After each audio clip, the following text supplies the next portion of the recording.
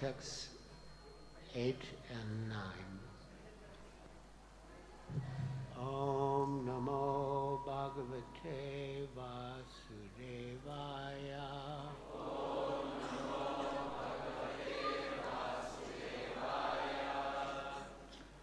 Om Namo Bhagavate Vasudevaya. Om Namo Bhagavate Vasudevaya. Om Namo Bhagavate Vasudevaya.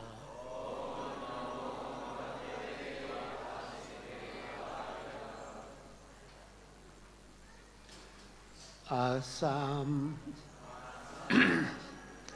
muhūrte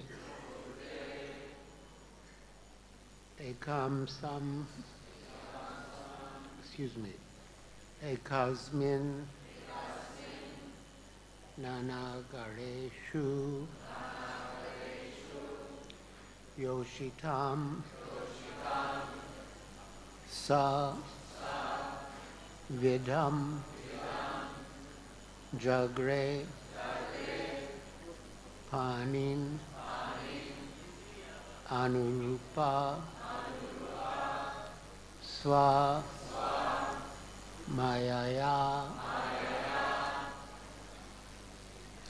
āsāṁ muhūrte ekasmin.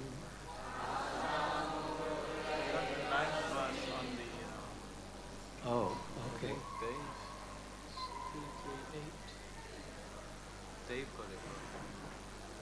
Oh, so should I do 9?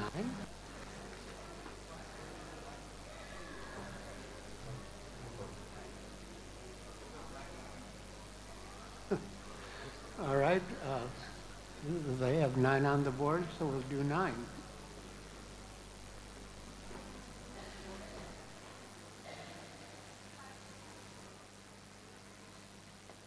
Tasu apatyani ajanayat atma tuyani sarvata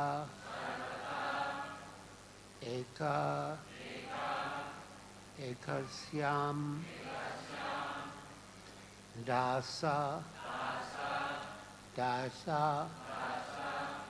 prakrite vibhubhusaya tasvapatyanyajannayad atmatuyani sarvata ekasyam dasha prakritir vibhubhusaya tasvapatyanyajannayad atmatuyami sarvata ekasyam dasha prakritir vibhubhusaya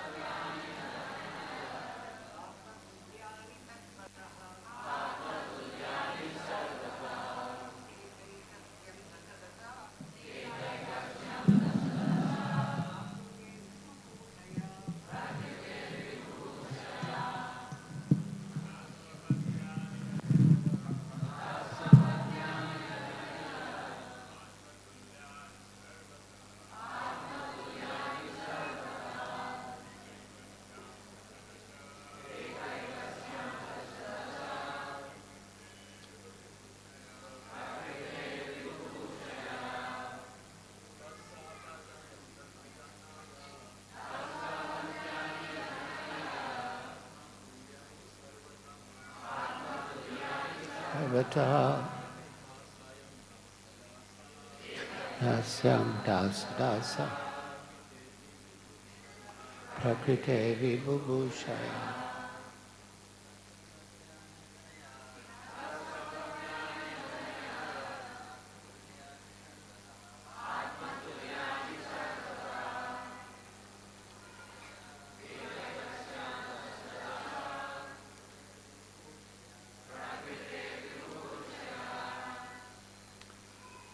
Ladies?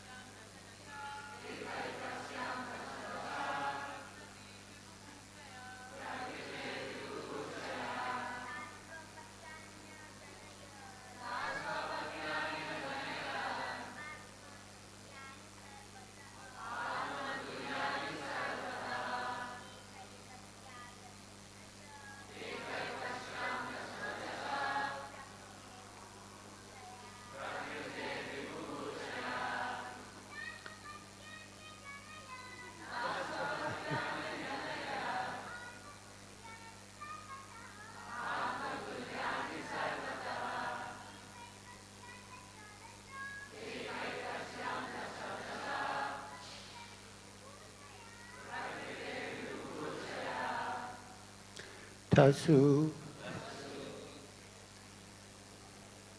unto them apatyani offspring ajanayat begot atmatuyani all like himself sarvataha in all respects ekasmin in each and every one of them dasha 10 dasha 10 prakrite for expanding himself vibhushaya so desiring. Translation. Just to expand himself according to his transcendental features, the Lord begot in each and every one of them 10 offspring with exactly his own qualities. Please repeat. Just to expand himself according to his transcendental features, the Lord begot in each and every one of them 10 offspring with exactly his own qualities. So this verse is read with the previous verses. And I'll just read the translation of those verses to give the context. Text 7, translation. There in the house of the demon, all the princesses kidnapped by Narakasura at once became alert upon seeing the Lord, the friend of the distressed. They looked upon him with eagerness, joy, and shyness, and offered to be his wives. Text 8. All those princesses were lodged in different apartments, and the Lord simultaneously assumed different bodily expansions, exactly matching each and every princess. He accepted their hands in perfect rituals by his internal potency. And then text 9, just to expand himself according to his transcendental features, the Lord begot in each and every one of them 10 offspring with exactly his own qualities.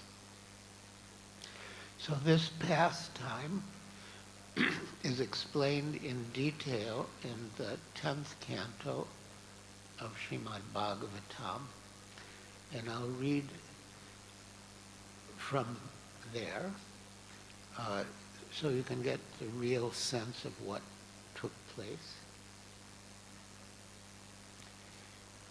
Srimad Bhagavatam, Canto 10, Chapter 59, the killing of the demon Naraka.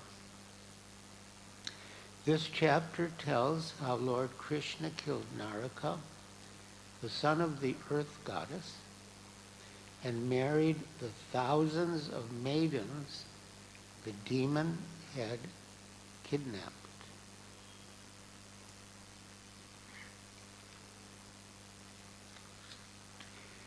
And so now we come to the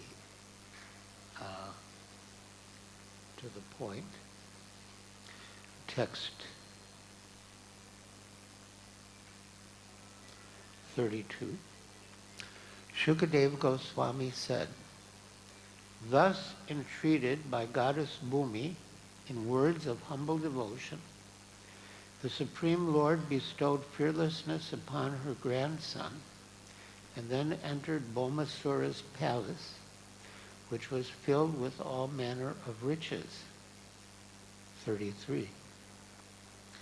There Lord Krishna saw 16,000 royal maidens, whom Bhoma had taken by force from various kings. Purport.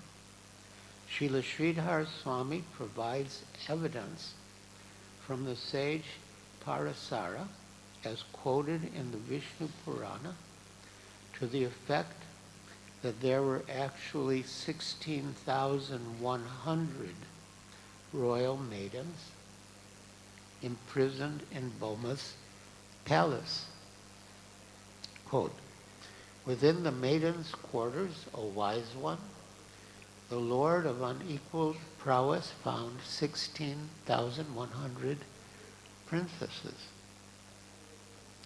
Another relevant verse from the Vishnu Purana, 5:29-9, is as follows. The demon, Bhaumasura, kidnapped the unmarried daughters of demigods, siddhas, asuras, and kings, O Janardana, and imprisoned them in his palace. 34. The women became enchanted when they saw that most exalted of males enter. In their minds they each accepted him, who had been brought there by destiny, as their chosen husband. 35. With the thought, "May Providence grant that this man become my husband," each and every princess absorbed her heart in contemplation of Krishna. 36. The Lord had the princesses arrayed in clean, spotless garments, and then sent them in palanquins to Dwarka, together with great treasures of chariots, horses, and other valuables.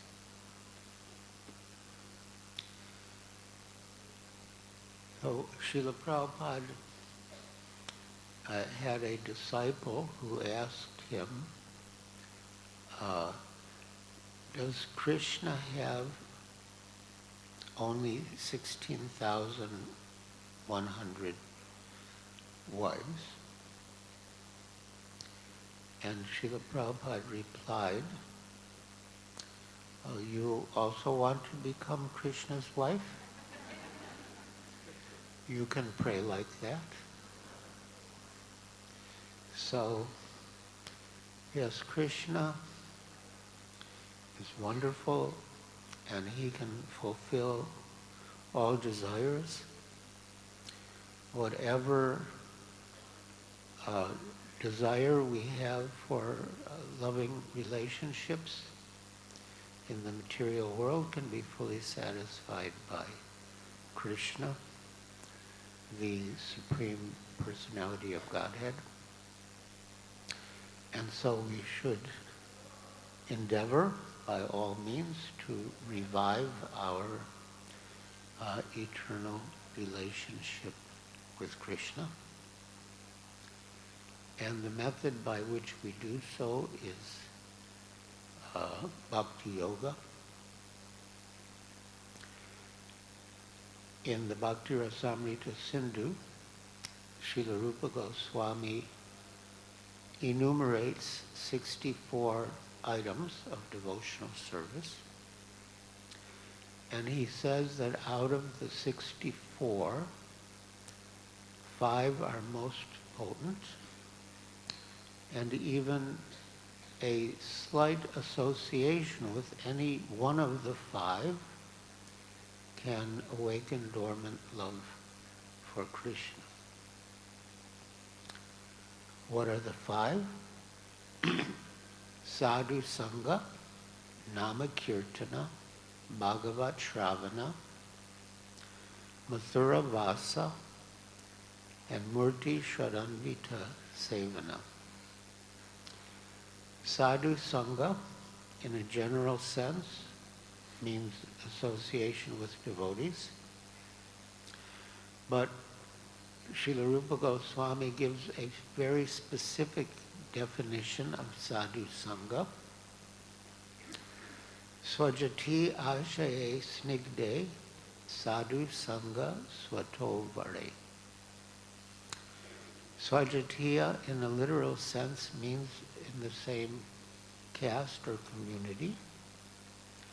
And in our case, it would mean follower of Srila Prabhupada. Swajati ashaye snigde, and snigde means the sadhu should be affectionate to you. Sadhu sangha satovare, and satovare means the sadhu should be more advanced than you are. So that's the actual definition of sadhu sangha. So sadhu sangha nama kirtana, chanting the holy names of Krishna. Bhagavat Shravana, hearing Bhagavad Gita and Srimad Bhagavatam. Mathura Vasa, residing in Mathura. And Murti Shradanvita Sevana, serving the deity with faith and veneration.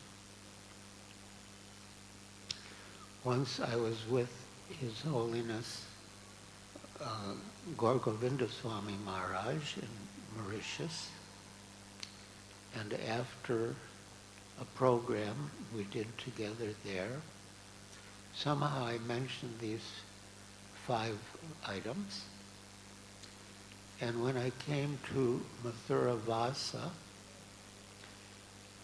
residing in Mathura, he looked me in the eyes and said, Kamsa also resided in Mathura.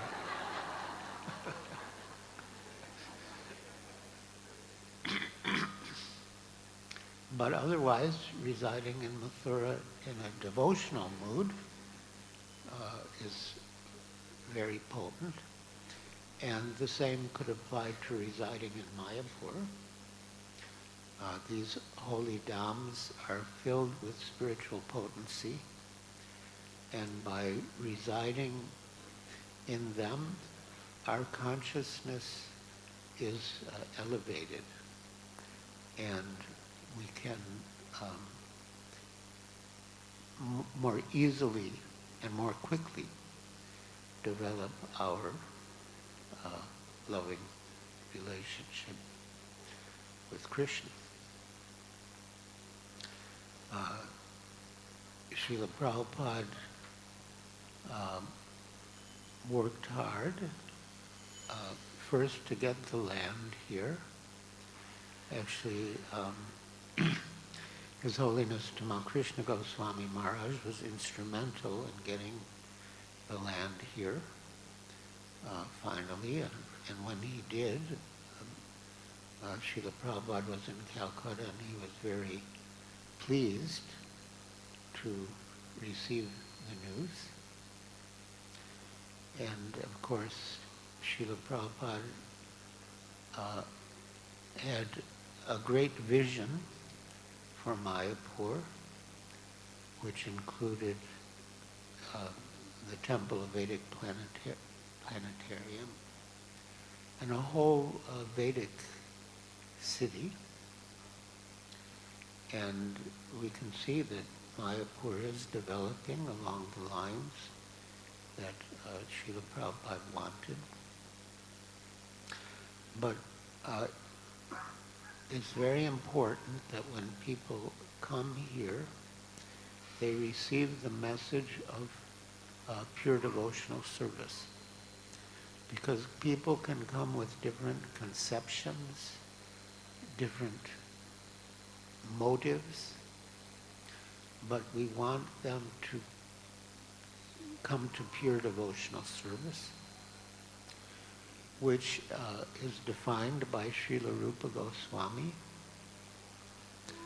Anya vilasita sunyam jnana karmari anavritam anukulyena krishna anusilanam bhakti-uttama. So anya vilasita sunyam means without any other desire. But Srila Vishwanath Chakravarti Thakur analyzes Rupa Goswami's use of the suffix ita.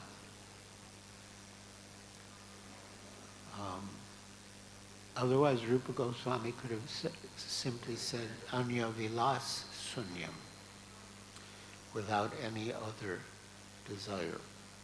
But the ita means, the significance of the ita is that under ordinary circumstances, one has no other desire.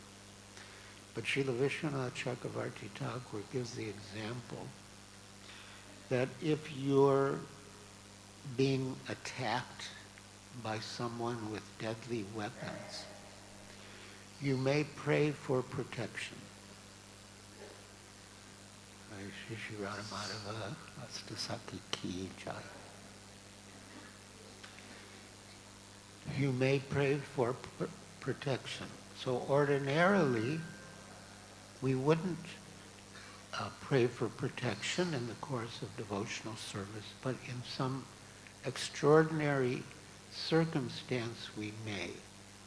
And that ita indicates that to do so does not violate the principle of pure devotional service.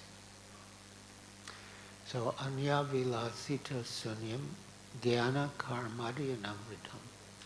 And pure devotional service is not covered by jnana, say mental speculation, or karma, fruitive activities.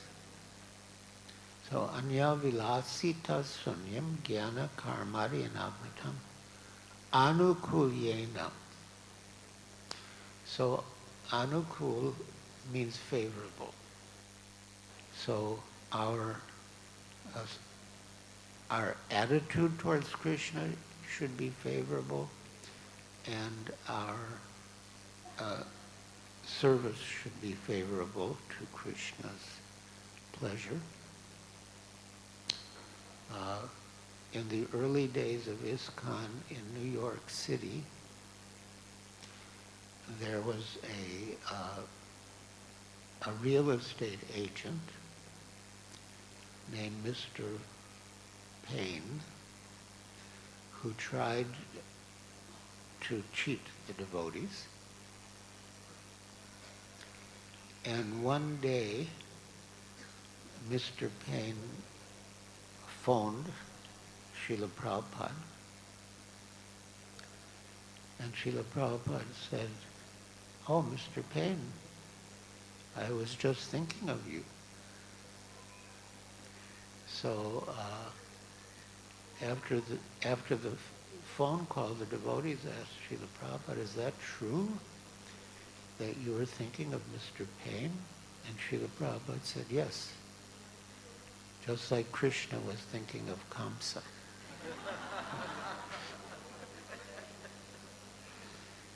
So, yeah. So, anyavilasita sunyam jnana karmadi anavritam anukulyena. Anu has two meanings. One is always, and the other is to follow. Like we follow Rupa Goswami, so we are Rupa Anugas. So pure devotional service means that it is performed continuously, anu, and also following the great authorities, that is also anu. So, anyavilasita sunyam jnana karmadi anavritam anukulyena Krishna, so to Krishna. And in the Nectar of Devotion, which is Srila Prabhupada's summary study of the Bhakti Rasamrita Sindhu, he explains that Krishna means Krishna, his names, his forms, his qualities, his pastimes, and his expansions. So it says Krishna, but that Krishna is not limited. So anukulyena Krishna anushilanam, anu, continuous cultivation, bhakti uttama, that is pure devotional service. So in our own lives, we should endeavor to engage in pure devotional service. And when people come to visit the temple, we should also give them the message of pure devotional service so that they can actually make a spiritual advancement in Krishna consciousness. Otherwise, they may come with other motives. When people put money in the box, sometimes they desire to get some material benefit in return. And it's good, at least. They're offering some service to Krishna. But better is if they understand what is pure devotional service and move in the direction of engaging in pure devotional service. And then their visit to Mayapur, to the temple, then their association with the devotees here will give them the greatest benefit. So, yes, along with all the wonderful developments here, we also should preach very strongly and purely.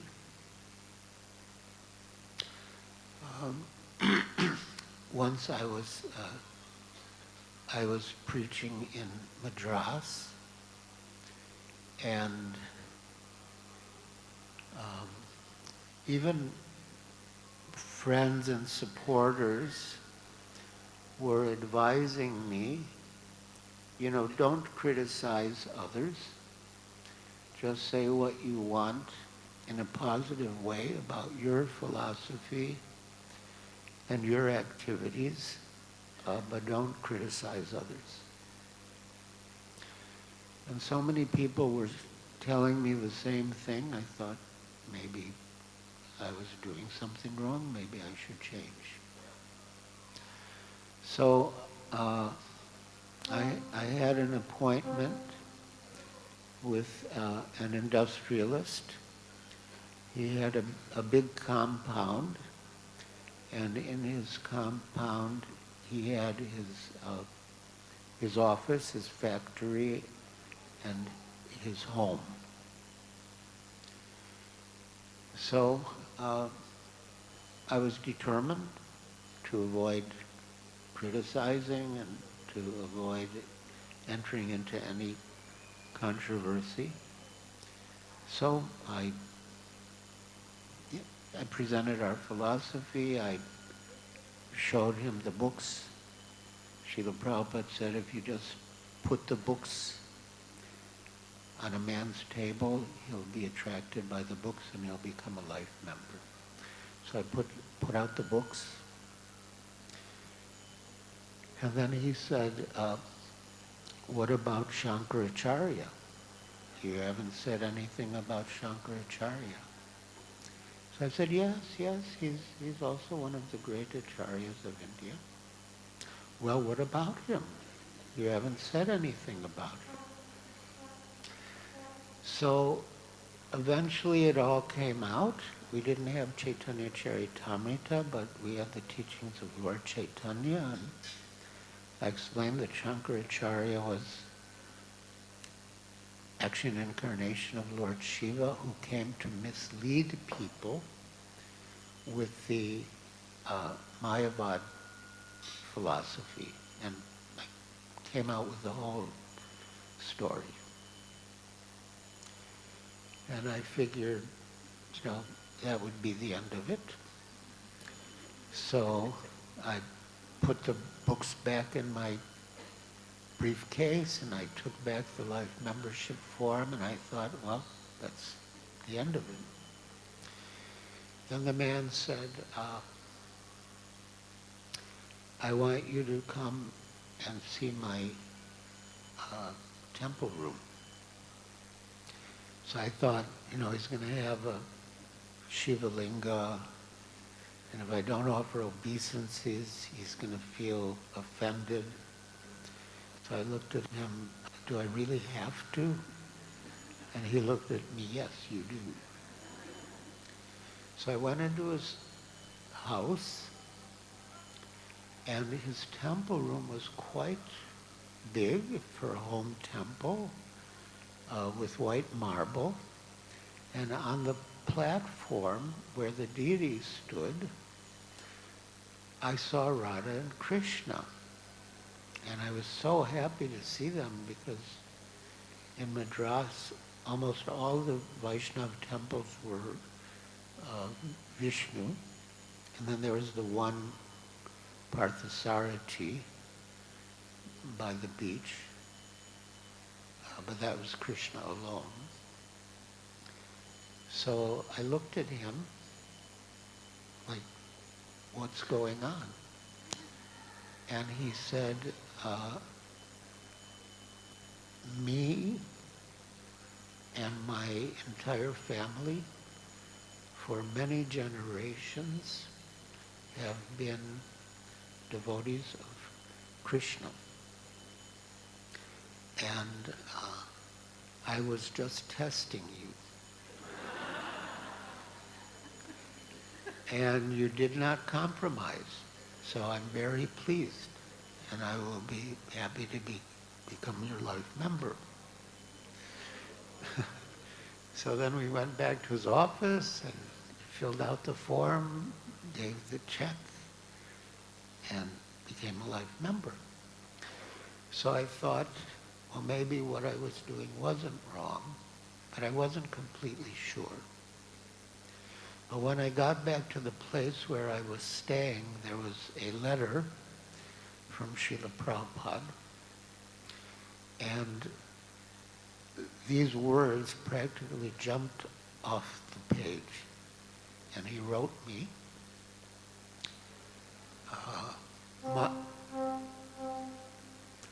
my Guru Maharaj never compromised in his preaching. And similarly, I shall never compromise in my preaching. And similarly, none of my disciples should compromise in their preaching. We must declare it boldly that Krishna is the Supreme Personality of Godhead, and all others are his part and parcel servants. And people should not vainly dream of world peace unless they are prepared to accept Krishna as the Supreme Personality of Godhead.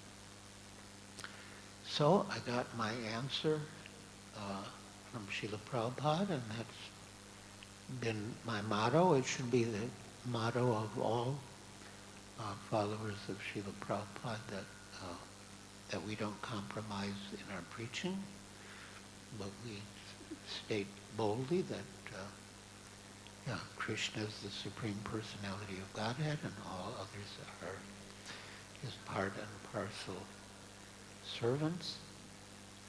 And unless they accept Krishna as such, there can be no peace individually or collectively. Hare Krishna. So, my dear devotees, thank you for listening so patiently and attentively.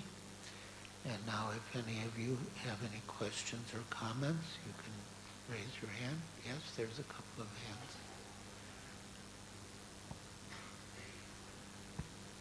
Thank you very much, Maharaj.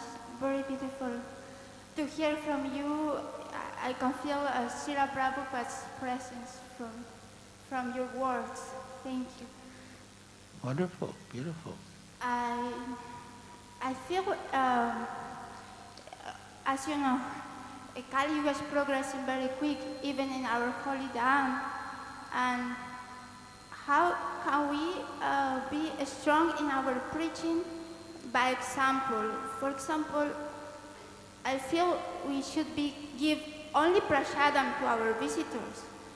But in the holy Dham we find, Sprite, Fanta, chocolates, ice cream, and I feel that is a heavy compromising, right? How can we inspire our visitors to have pure devotional service? And by eating this kind of boga, can you please elaborate on this? I have very big doubts in my heart. Thank you.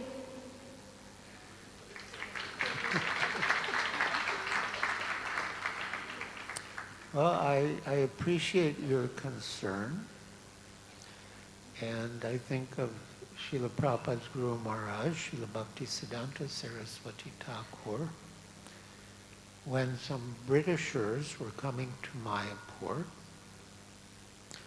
He was prepared even to give them meat. So sometimes we offer things, of course, Sprite and Fanta are not as bad as meat, but sometimes we do offer things just to sort of appeal to people who come so they feel comfortable. So it's, it might not be the best, but it could be worse also. So I think it's not so bad. There's a hand up at the back. Maybe somebody wants to comment on this point? Oh, a different question.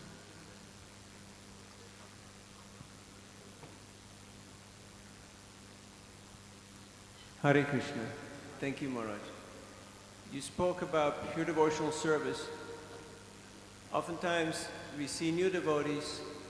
When they come, they're very enthusiastic, very surrendered, very dedicated. And as we get older, there's more opportunity for leisure or for taking things easy. So, how to stay in that mood of anyabhilashita shunya, even when we become older physically and in our years of devotional service, because the opportunity to subtly or grossly digress from anyabhilashita shunya becomes more and more. So how to stay focused on that resolve, which is oftentimes forced when we are a new devotee, but later on it seems to be more optional, whether we attend programs, whether we actually dedicate ourselves in the same way. Srila Prabhupada said 90% of Krishna consciousness is association. So by associating with sincere, serious, advanced devotees, we can keep up our determination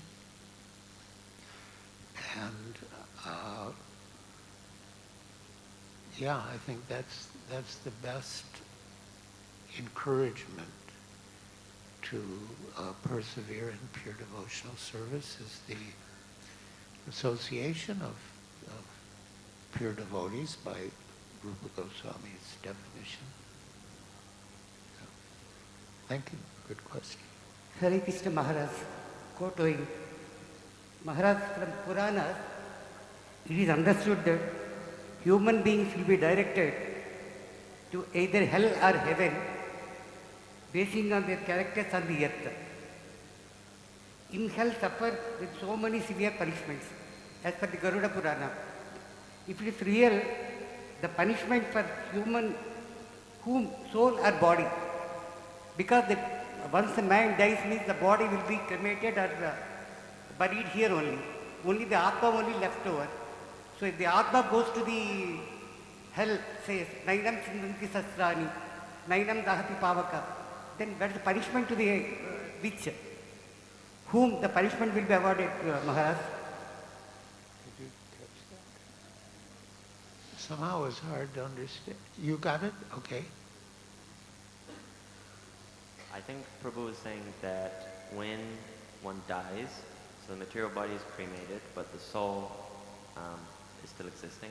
So in Shastra it says that after death one has to suffer, hellish things if they've lived. After death? They have to suffer hellish, punishments. A sinful person has to suffer hellish punishments. So then if the material body is already destroyed and the soul is only what's left, what is it that suffers?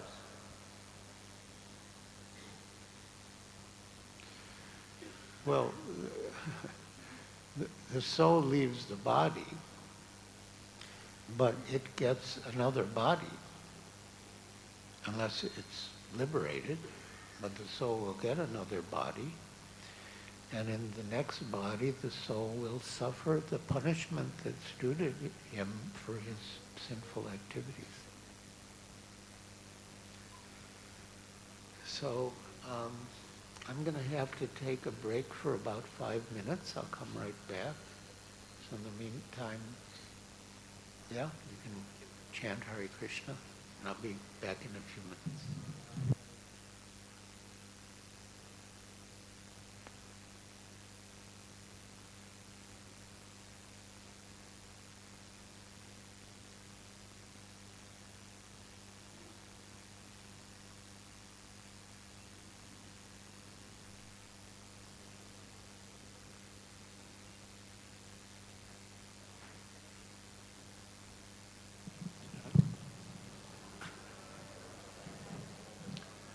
Hare Krishna, dear devotees. There's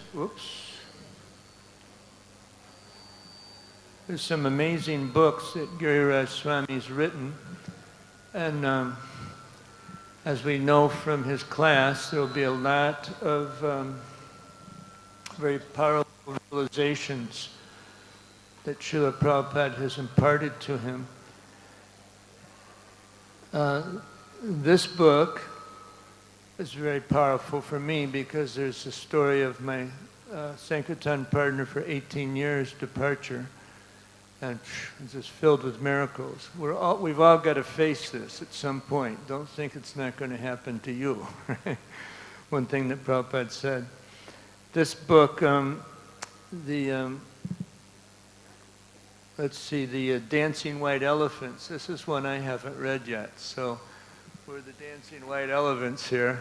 And this is Giriraj Swami traveling with Srila Prabhupada in the early days of ISKCON India.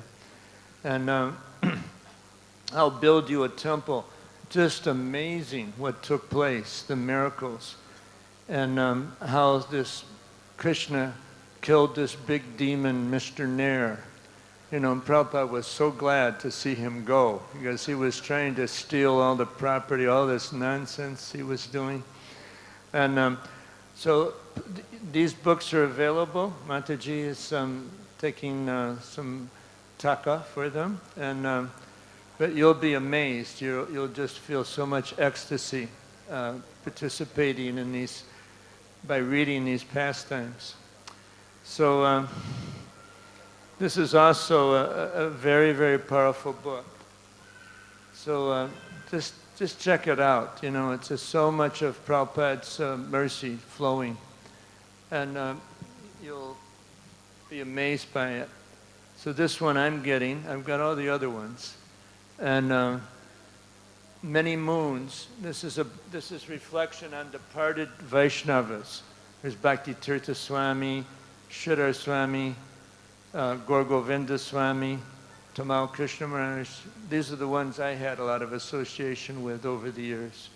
But I've got to actually reread this one, you know, because it's been a while since I've had the opportunity. And then, okay, I think I've spoken about all of them, and so don't rush up here. You know, wait till everything's over, and then have your taka ready to go. All right, thank you. Hare Krishna.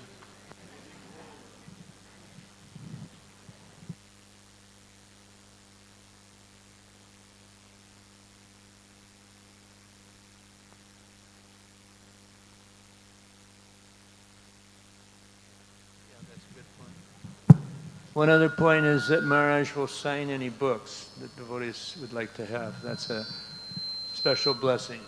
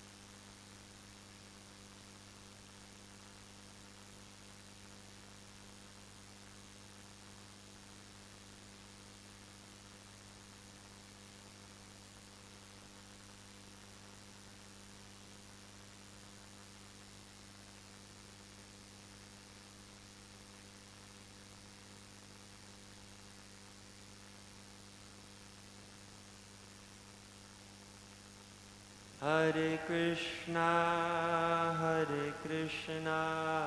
Krishna Krishna, Hare Hare, Hare Rama, Rama Rama, Hare Hare.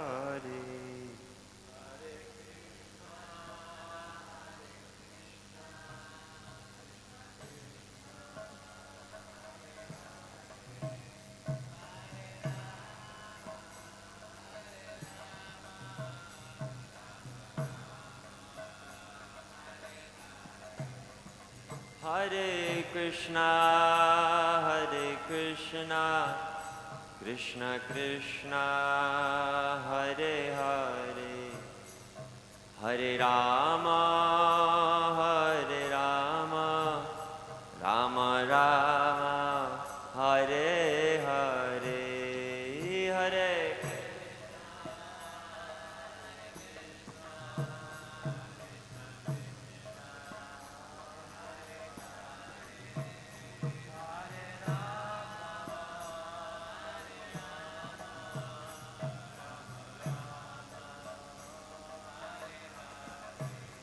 Hare Krishna, Krishna Krishna, Hare Hare, Hare Rama, Rama Rama, Hare Hare,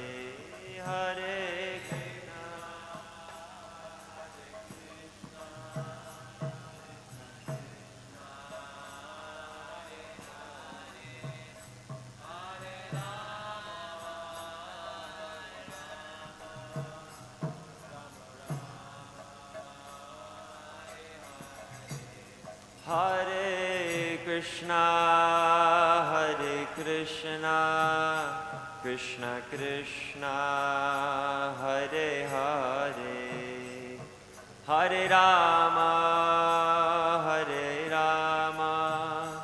Rama Rama, Hare Hare,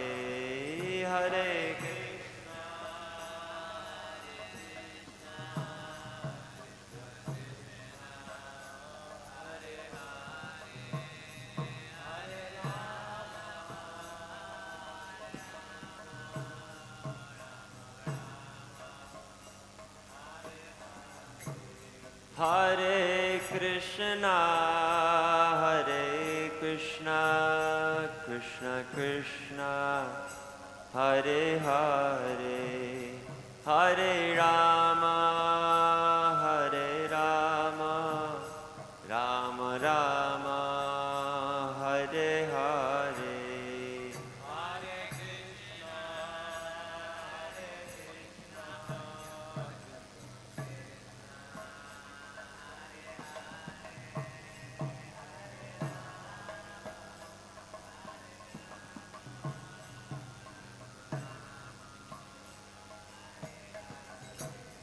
Hare Krishna, Hare Krishna, Krishna Krishna, Hare Hare, Hare Rama,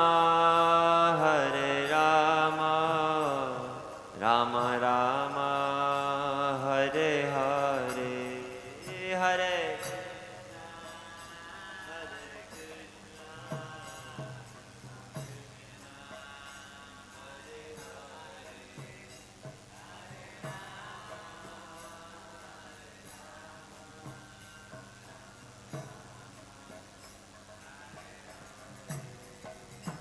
Giriraj Swami Maharaj ki.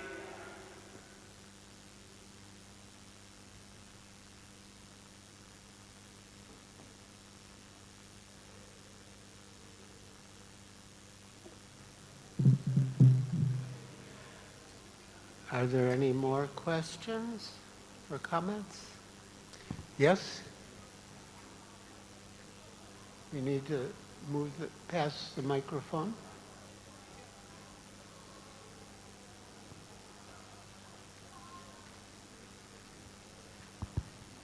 Hare Krishna Maharaj, thank you for the class. You touched the theme of not compromising, and sometimes I would like to, if you could elaborate on this a little bit, because what I see often is that the devotees don't want to compromise on certain rules or certain things, but the result of that is that the preaching becomes a little stagnant or doesn't progress because we have to abide by these things, this principle. So my question is, how do we actually, use this word compromising properly? It doesn't become like too attached to rules and regulations. That's a good question. Yes, we want to attract people to Krishna consciousness, and we don't want to put them off. So we might not tell them everything in the beginning because it might be too much for them to deal with. So it's not compromising, but it's being intelligent what to say to a particular person or a particular group so that they'll be attracted and they won't be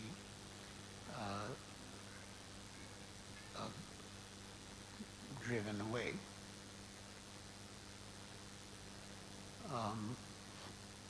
Once I was visiting a disciple of Indian origin, but in America, and her mother was visiting from India, and the mother was very pious, but at a certain point, the mother started to speak Mayavad philosophy. And I knew that if I got into an argument with her, it would spoil the mood. She wouldn't like it, her daughter wouldn't like it, her son-in-law wouldn't like it.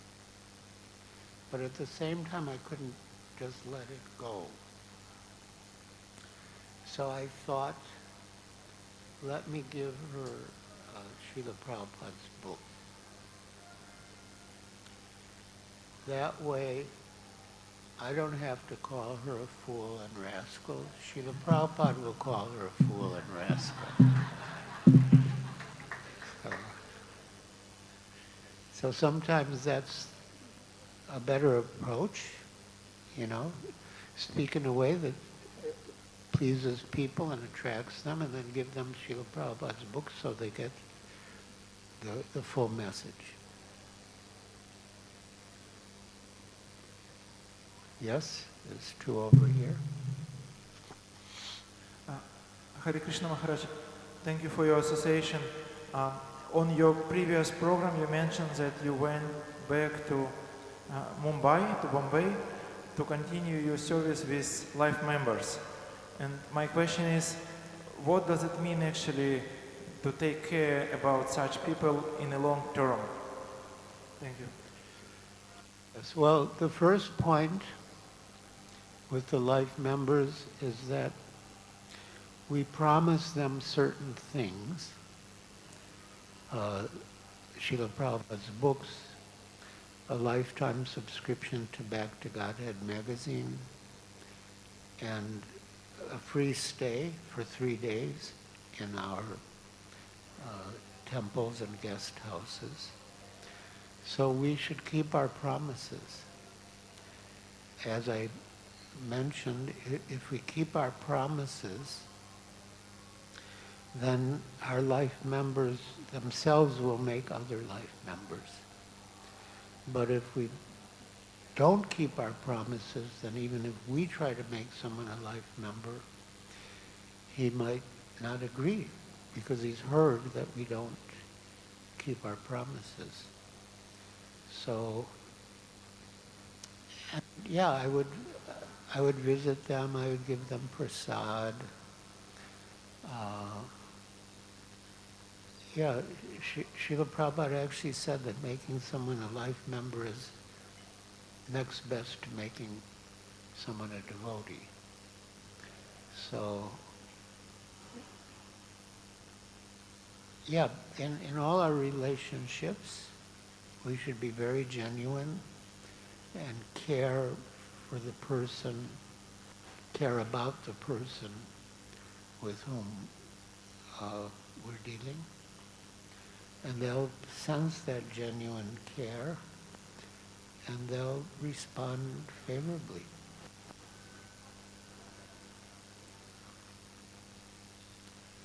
Yes?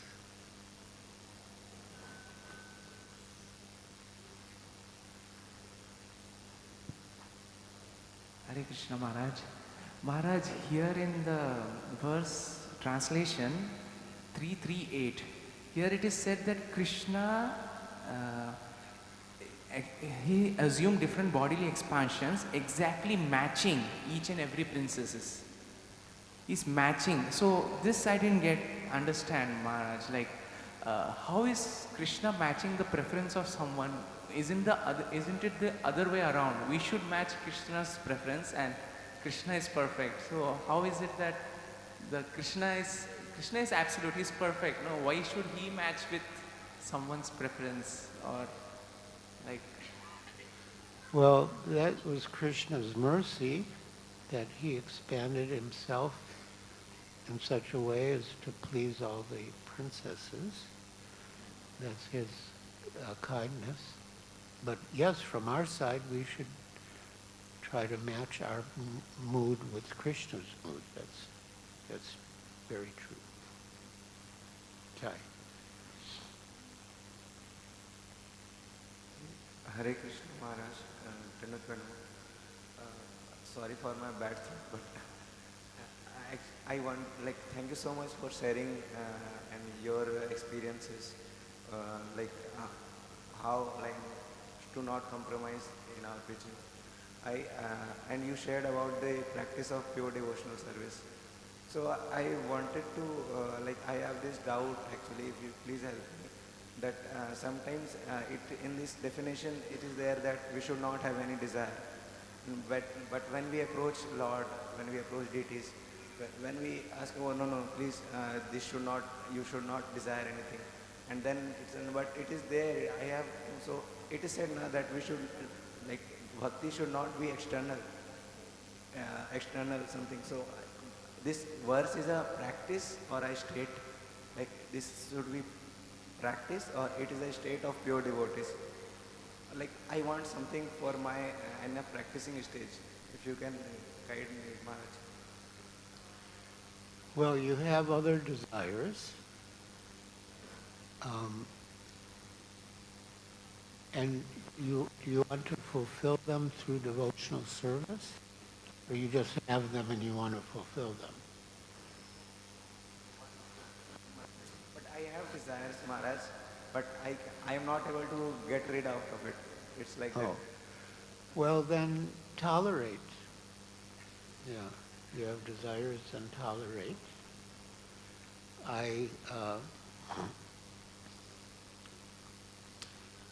Yes, when I was with Srila Prabhupada in Gorakhpur, he asked me if I ever thought of getting married. And I said no, except when I see that all the GBCs are married. I thought they were like special category. I said no, except when I see that all the GBCs are married. Srila Prabhupada said, you will never be GBC.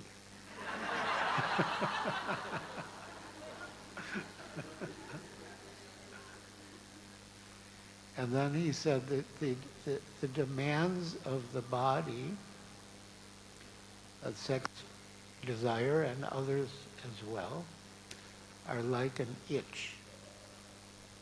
And if you scratch the itch, initially you might get some relief, but then the itch comes back more. So he said it's better to tolerate, and then gradually the itch will subside. So, yeah, just tolerate, take shelter of Krishna, of the holy name, of the philosophy, of advanced devotees, and you'll be successful.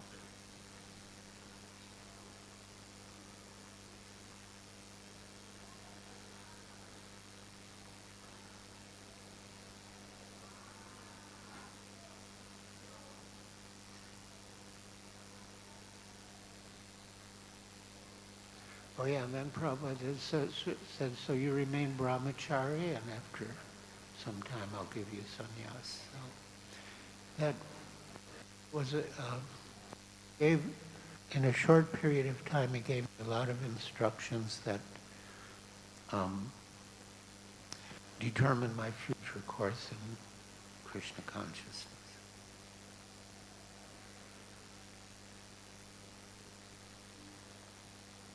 Yes? Get microphone over here.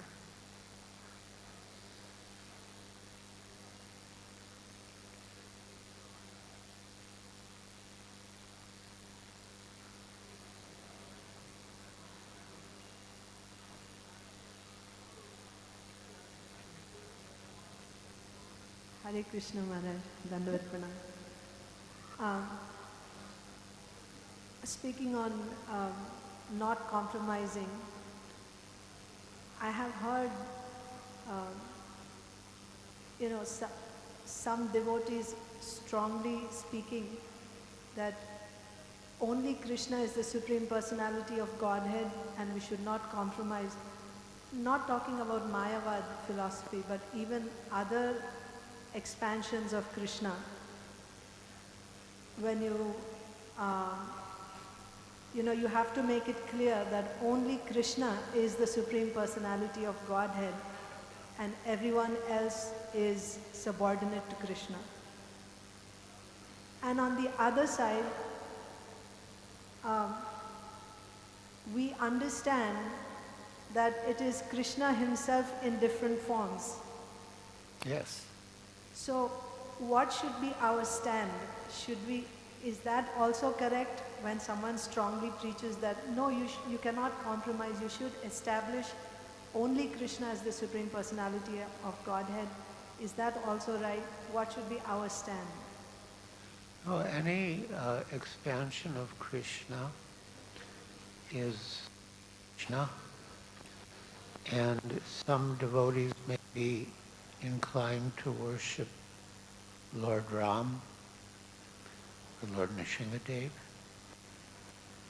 and that's fine.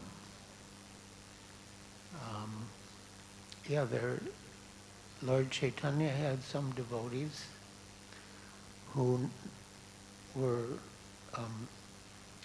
inclined to worship Lord Ram, and he encouraged them. He didn't discourage them and say you should worship only Krishna. So yeah, any form of Krishna, any expansion of Krishna is fine. It's good that they're approaching Krishna in whatever form, so we encourage them. So there's no need to say that this is the highest? Well, if the audience is open to hearing it, we can say it, but if they're attached to another form of Krishna, and if we insist on Krishna, they might get discouraged, then we shouldn't insist on Krishna. And that would not be considered as compromising, right? No. Yes. No. Okay. Thank you. There's a hand up at the back. Oh, there's another hand. All right, do this one here, and then there's one at the back. Hare Krishna Maharaj, Dandavat Pranam. Maharaj, I have a very close friend. He's Anglo-Indian. He practices Catholic very seriously.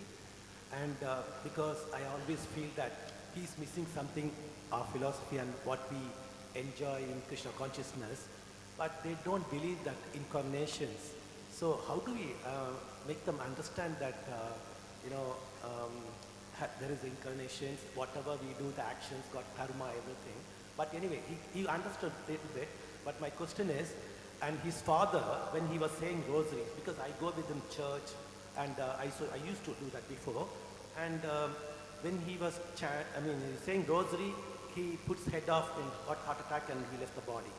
So, because we say that, while chanting, we leave the body, we go to Krishna and Golaka and all that. In that case, my uncle, my friend's dad, when he left the body, when he's saying rosary, we think that he would have gone to Jesus' paradise or whatever it is? How do we understand that thing, Maharaj? You're saying you're talking about a case where the person leaves his body thinking of Jesus? Yes, yes. I'm sorry to ask you, but practically I see that. Then you'll go to Jesus. So, okay, so, I mean, we go to Vaikunta, there's no exit, one way. Whereas when we go to Jesus' place where it is, will there be any exit to come back and come and I take a human body of Vaishnavas and then have to come back to Goloka? Is any shortcut? Well, you can go to Jesus and then you can make further progress and then eventually go to Krishna. So there is no compromise, not shortcut. Okay. Yeah. Thank you, Maharaj. Thank you.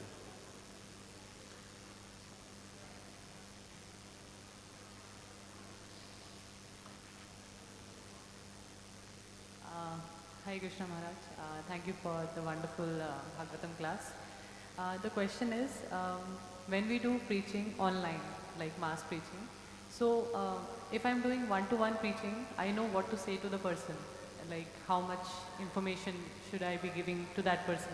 But when we are doing mass preaching, then how to deal with that? Because some of the people who are favorable to Krishna consciousness will come to the movement, will like the process also. But some will get lost in the process or may not like the process. So how to deal with that? How much information should we give on the mass platform? So this is general audience.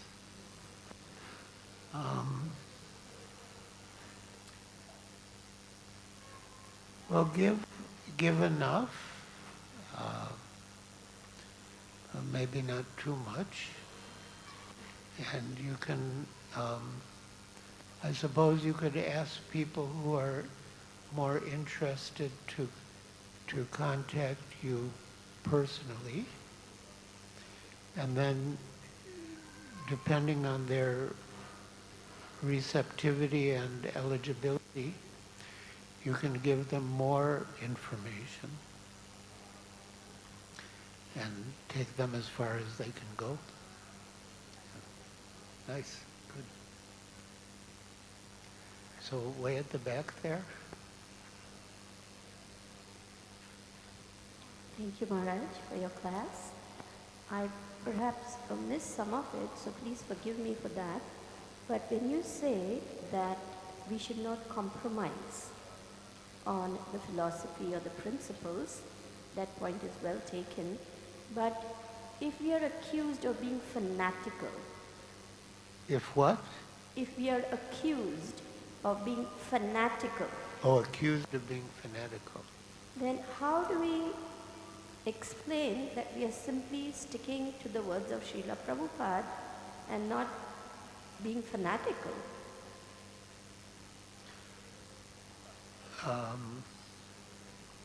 And why would you be accused of being fanatical? Because we make people uncomfortable by taking a strong, uncompromising stance.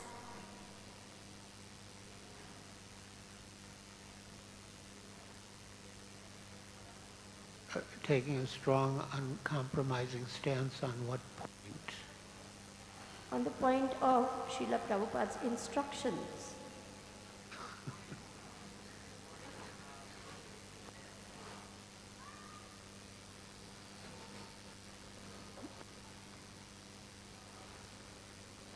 Well, I mean,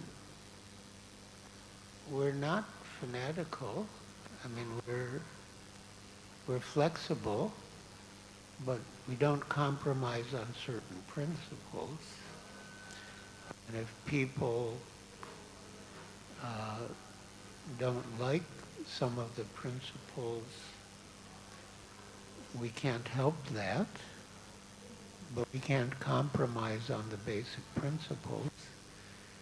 But we can be flexible and give people some scope to express their individual way of engaging in devotional service. Yeah. And also encourage them in their particular desire to serve in their particular way.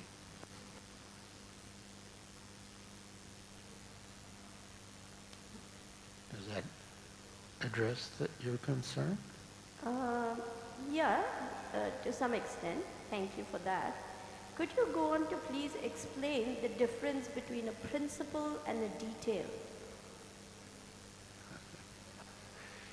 I'm reminded, Shruta Kirti Prabhu said to Srila Prabhupada that, we have faith in you, that you have adjusted some of the details, but have not compromised on any of the principles. So he asked Srila Prabhupada, how do we distinguish between a principle and a detail? And Srila Prabhupada replied, that requires a little intelligence.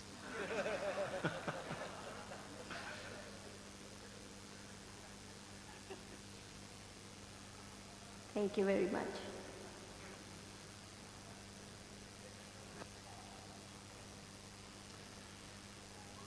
All right, well, thank you again for listening so patiently and attentively, asking such intelligent questions, and I wish you all the best. Hare Krishna. All glories. Srila Prabhupada ki